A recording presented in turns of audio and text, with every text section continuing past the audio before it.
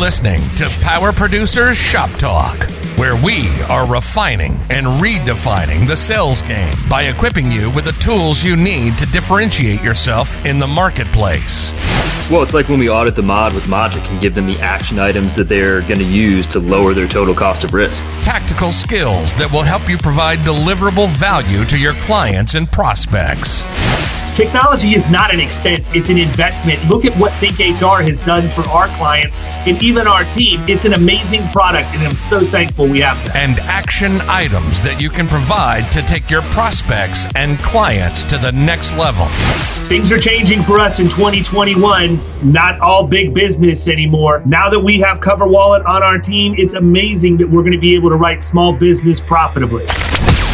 This is Power Producer Shop Talk. Production redefined. Are you ready to feel the power?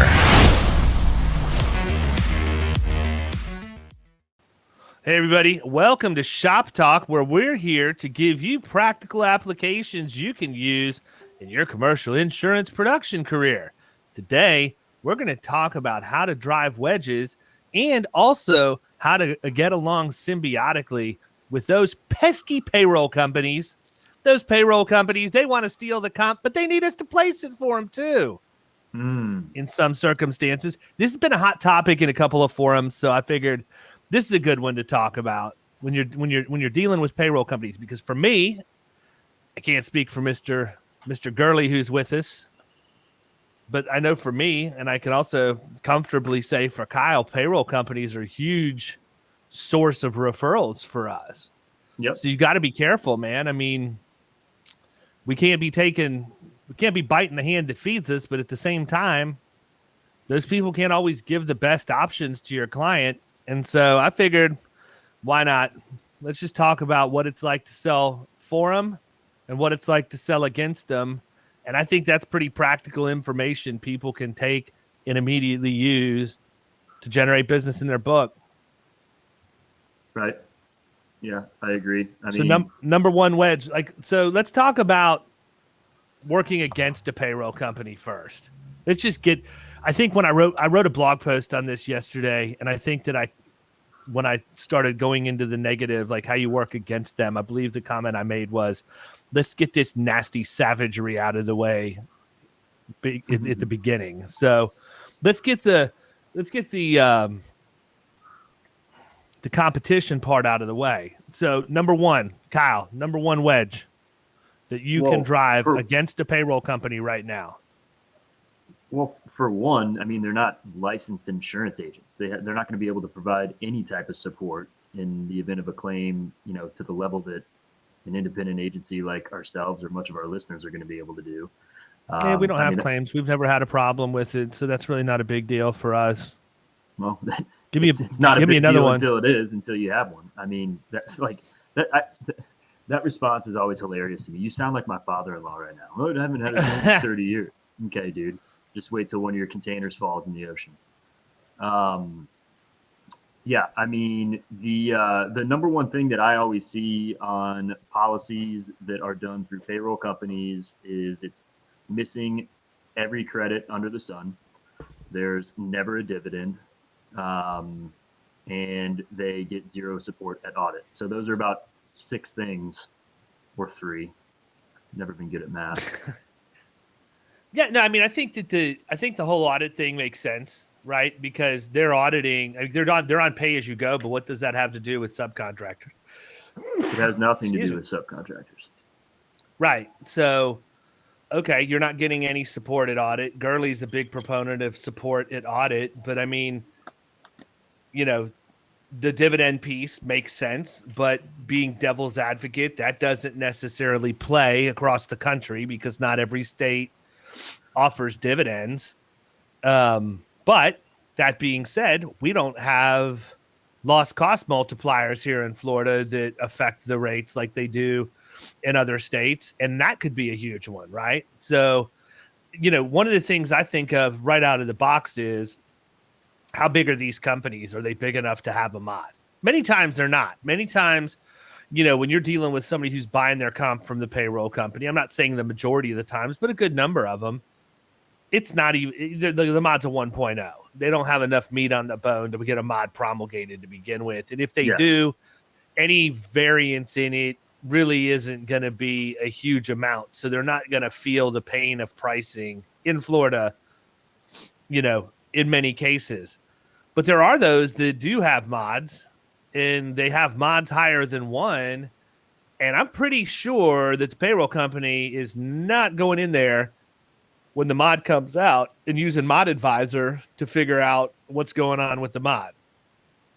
So I think that's a big one we can use here, right? Is what kind of mod software is there? What are they doing to validate that your mod is correct? But take that and throw it out, right? Because again, going back to what I'd said, a lot of them are too small to even have a mod, or there's not enough payroll in there to make that much of a difference. Credits is a big one, always missing. Dividend is a big one because most of them write with a carrier that is not filed for a dividend in the state of Florida. And so that's why, it becomes imperative to know who can write what and all of that. And with that particular carrier, we represent that, right? Mm-hmm. So I've got to be careful there. But for the carriers that we represent that do have dividends in Florida, then the big wedge the payroll company drives back is typically, well, we won't administer your payroll unless we won't administer your workers' comp unless we place the policy. Right. And then that comes into the use of RPM, which you've got 100% of our agency's experience in using. Talk about that for a minute, because that removes all of that. It does, because they'll remit the premium to the carrier on the insured's behalf, and they get all the information. It's hands off. It's essentially like the payroll company is still doing it. Like the insured doesn't feel any of it or have to be involved. They get the reports from the payroll company and handle that every time the payroll is processed. And the fee that they charge to do this is the same that the payroll company charges to do it for them. So it's really a no-brainer. It's a complete pass-through. It doesn't cost them, the insured, anything extra to do that. So it's been really easy to introduce that concept to some of my insureds to make sure that we're able to keep the comp and not increase any type of work that they are doing on their end. Or any expenses. That's a good point, man. Is that, it is a pass-through expense. I think most people think that these payroll companies are just doing pay-as-you-go because they're kind-hearted people that just really want to help the common man, when the fact of the matter is they're charging them money for it, right? And we have to be able to highlight like $15 a pay period, and it's the same thing that RPM charges. Right. Yeah. And so now you can pay the same $15 per pay period. But for us, let's just say you got $25,000 in comp premium. You could end up getting 20-30% of that back at the end of the year if you're loss free.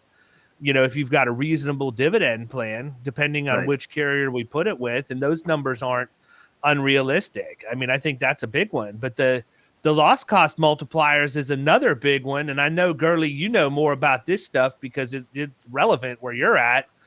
But the way that I understand that is, and I think I'm fairly close to understanding it, considering I don't really write comp outside of Florida. I just have a lot of friends who do, and the people in Killing Commercial are using this as a way to prospect, and it's a huge way for them to prospect. Let's say you have somebody that's got a little meat on the bone. They've got a pretty good mod, and you go and look and see that they're with one of these carriers that's got like 8 different underwriting companies, and they each have their own LCM attached to it. And you find out that they're in the worst LCM that they could be in. And it makes no sense. It's because the agent didn't bother to go push back against the carrier to put them into the better company.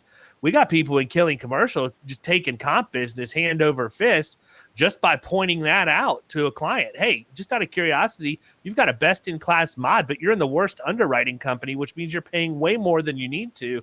How did that happen?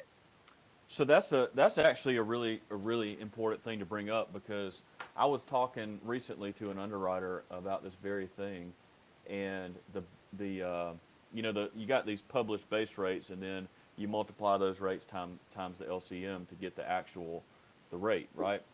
And so we were talking about this, and in one particular class code, in the worst possible writing company they had, the rate was like $9, okay?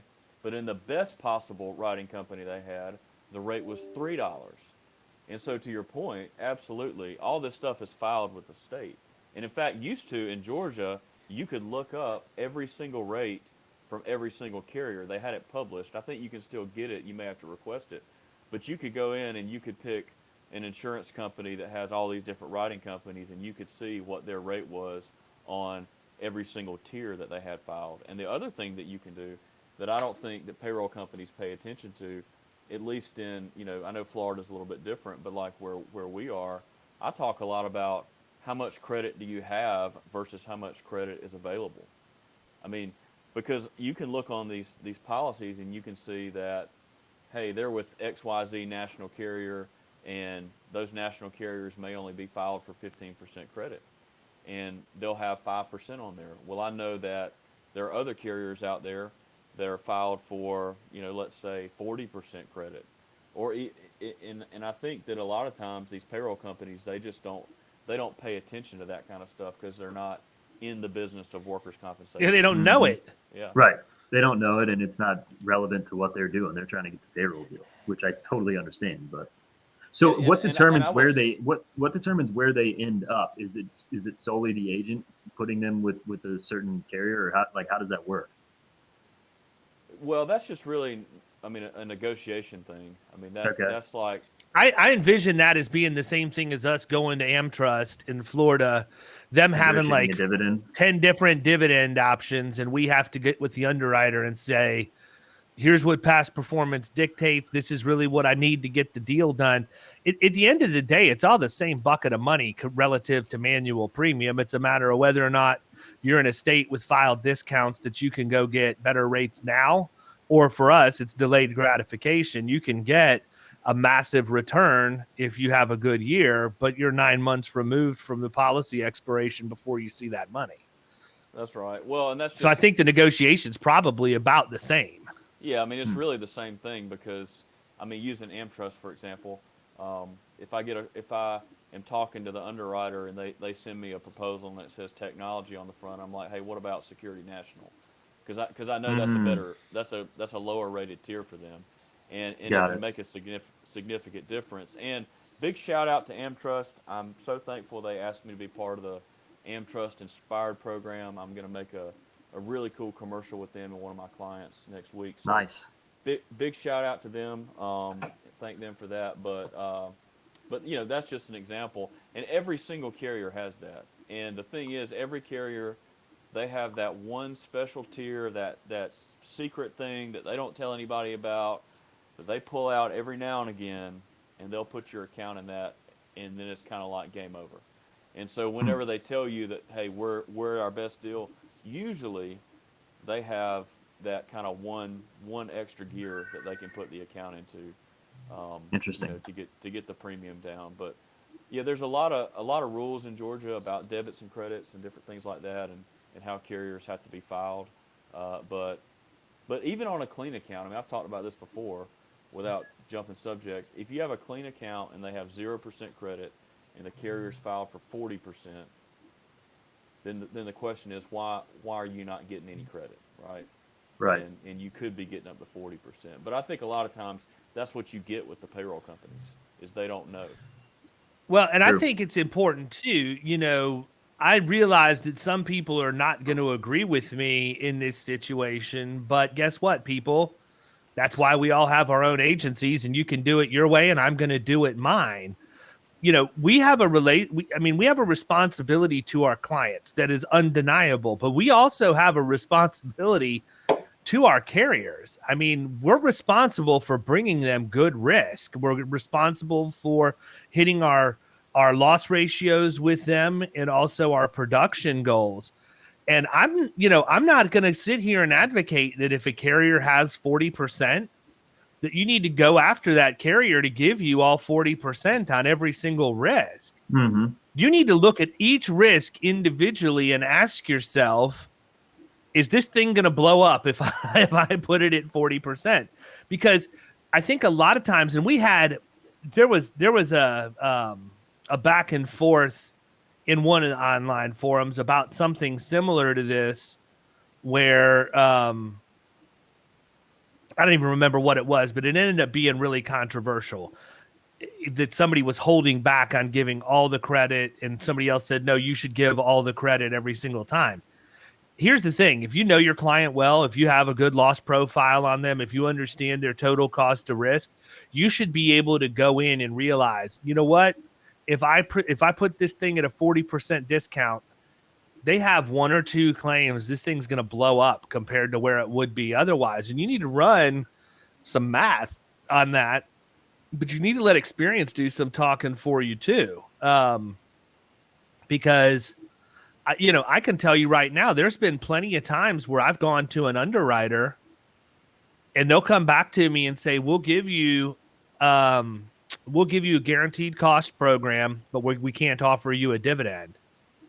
And I'll go back to them and say, well, why don't you give me 25% consent to rate and give me a 35% topside dividend, so that my client, if they have a perfectly clean year, they're actually going to save 10% more than your manual premium would have been, but they have to achieve their objectives in order to do that.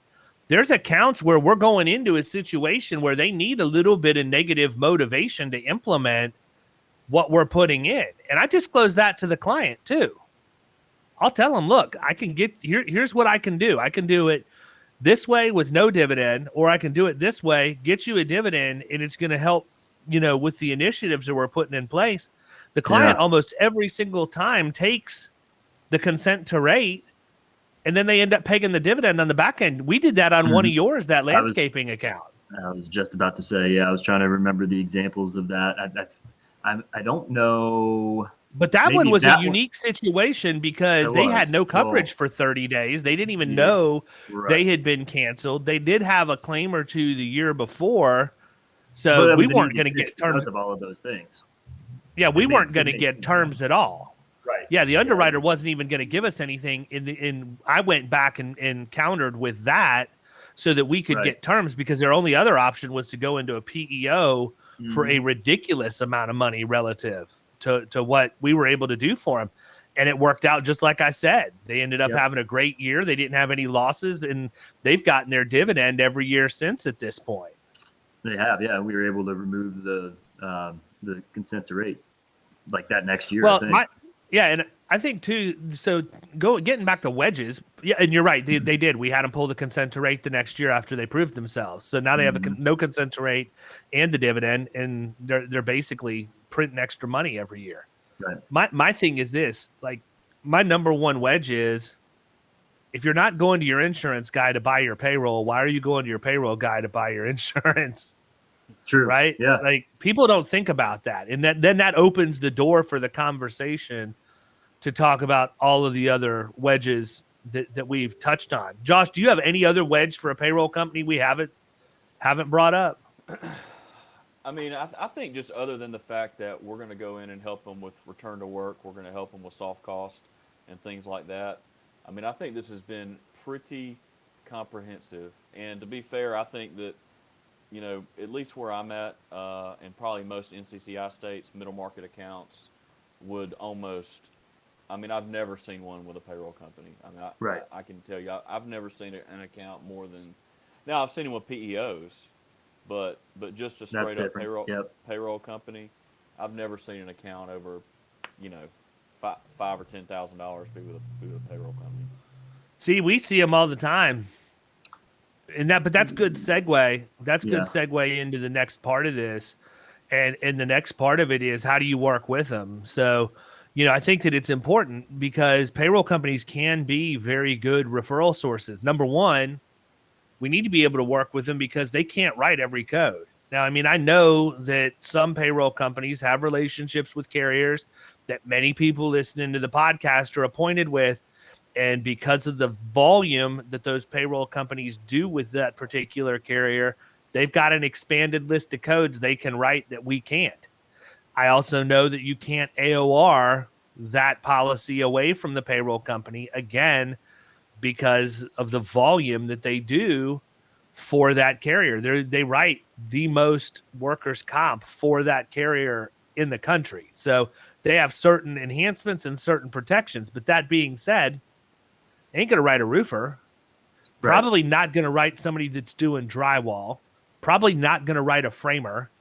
Many times not going to write an interior trim carpenter. I mean, there are things that we have the markets to do that they can't. And so if you can place that business, they get the deal. So it's extremely lucrative for them to work with us and vice versa. Yeah, definitely. I mean, and those examples that you gave are absolutely some of the most frequent ones that come my way from payroll reps that I work with. And we've got markets for that stuff. So it works great. We're able to to do a little trade off there and build that relationship. And I think the other thing is that we don't always think about is many times the payroll companies aren't necessarily competing with us for the workers' comp.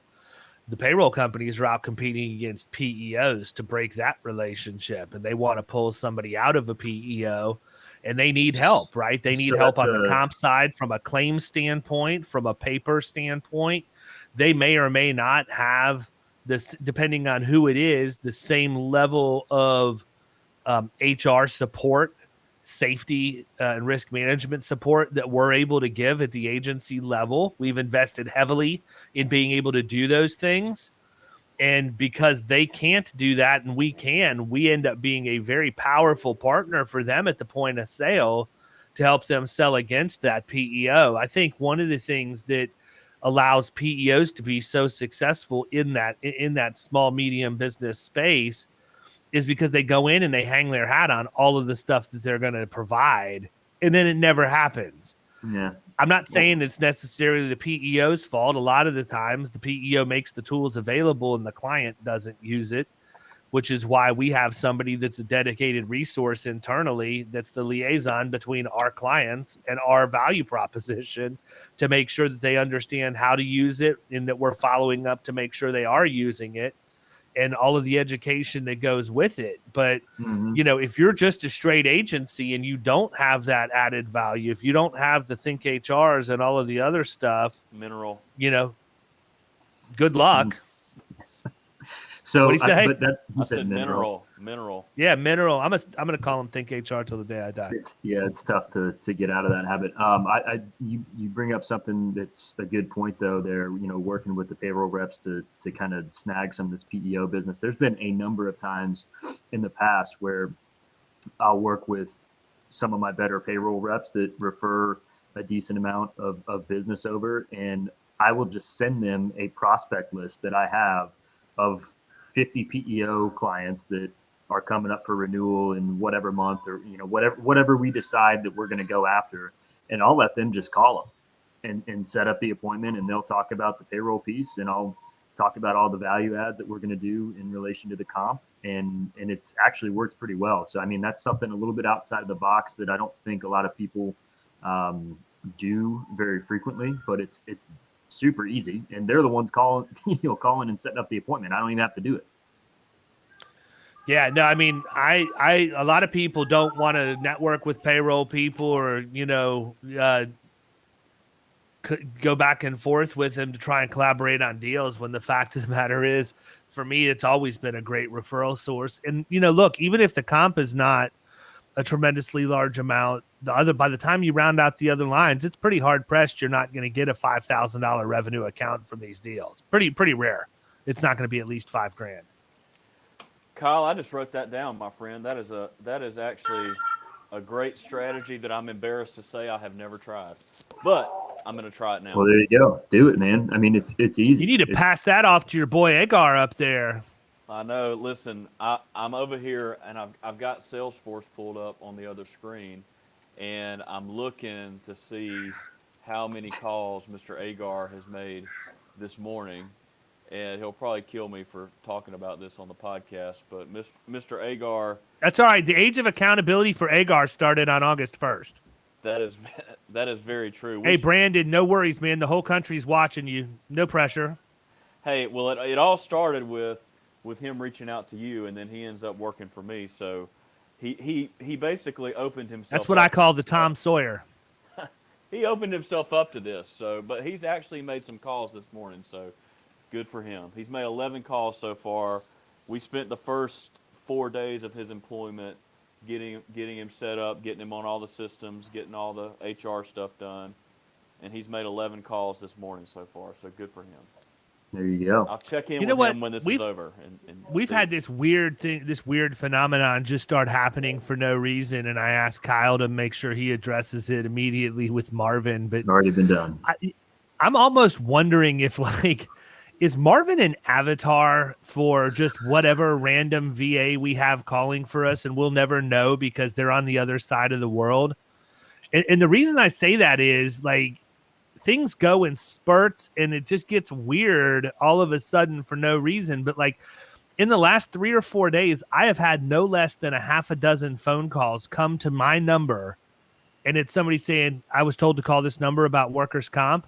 Yes. So I'll tell you exactly what the deal is with that is I emailed him this morning after I was able to get away from Nash down there, who, by the way, I'm sure you can hear, it sounds like mini-me screaming down there. He's like, Oh, he's just crushing it. Yeah. And by the way, can I just say that I prefer my Marvin not to think for itself. so I want my Marvin just to follow directions. That's it. well, he was like, I only do that when the people I talk to insist to get a voicemail instead, or if I've called them multiple times already, but it just goes to their voicemail. I give the extension number of the company owner on HubSpot, and then I tell them we want to have a brief call with them about their workers' comp renewal. Our firm specializes in helping with the workers' comp. But here's a problem, Marvin. We don't know. We don't know these people are calling us. Right. I was like, it puts us at I've a got massive 4 fighting disadvantage kids because if they call back, we have no idea who they are or anything about their company. It makes for an extremely awkward conversation. So yeah, I had 4 fighting kids in the Tahoe going to Chicken Taco Loco the other night, and I'm getting a call from a controller of a middle market company wanting to talk about workers' comp. While I'm happy to talk about them, not the appropriate venue. No, I'm with you. So that should be nipped in the bud there. So I set up a call to talk with him next week on Wednesday. Anyways, we hired a VA at our office, but it's in personal lines, and her name is Sashka, and I just like saying the name Sashka. She lives in Macedonia. Sounds about right. And she's awesome. So I don't know. I wouldn't know her if she walked in my office. I have no idea what she looks like, but I'm glad. I feel like you could pick a Sashka out of a lineup. I feel like we could too. I feel like Sashka's probably got. I feel like she's goth. Actually, I feel like she's goth with red hair, maybe pasty white skin, but heavy on the eyeliner. Possibly multiple piercings. I wouldn't know, fellas, but I can tell you this is that I think if you're, and we're doing this in personal lines to be fair, but I do think there are.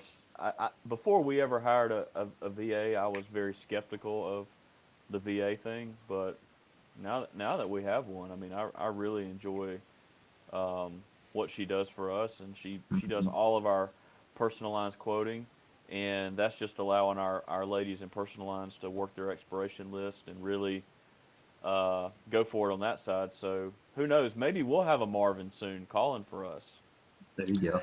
I can't wait until the first time one of your legacy personal lines ladies walks in with like thigh-high boots with zippers and hooks all over them, just like Sashka wears. All right, well, listen, let's wrap this one up. Let everybody get started with their weekend. The next episode is the last one of the Gurley sessions, which I think is hilarious that we call them the Gurley sessions. I swiped that from Zach Brown Band. Zach Brown Band had the Grohl sessions. So with Dave Grohl, so I figured we could. Gurley sessions are way better. Can I say one thing about Zach Brown? Is that okay? Sure. Yeah, hold on. But we're going to talk about niche marketing and building a niche in the next episode at a very surface level, because you got a big announcement that we're going to make at the end of that one. Sweet. Well, hey, Zach Brown, let me tell you this. He used to play every single Thursday night at the Main Street Mansion in Carrollton, Georgia. And he is the perfect example of a person that just went to work every single day and never quit. And he never quit. And he never quit. Like all those songs, Toes in the Water, Chicken Fried, all those songs that became these massive hits for this guy. He was playing these songs back in 2003 at the Main Street Mansion in Carrollton, and there was like 15 people there. Right. And everybody, and like I was like trying to rip these songs off of Napster and stuff like that back then, and you couldn't even find Napster. So I'm just telling you, LimeWire, hell yeah. LimeWire. Kazaa. Yeah. What about Kazaa? That was crazy. I got so many viruses from that. I got enough viruses off of LimeWire. I didn't need to go anywhere else for my file sharing services. All I'm telling you is Zach Brown, he put in the work. Still does. By far the best live concert I've ever been to. Every time I go, like, they pride themselves on putting on a ridiculous show, and they do. And the musicianship, that just the technical ability that his band has is insane. Like, if you just look at it from a raw technical music perspective, these guys are like the masters of their craft, every single one of them. It's nuts. So anyhow, we are done for this episode of Shop Talk. Everybody have a good weekend. See ya.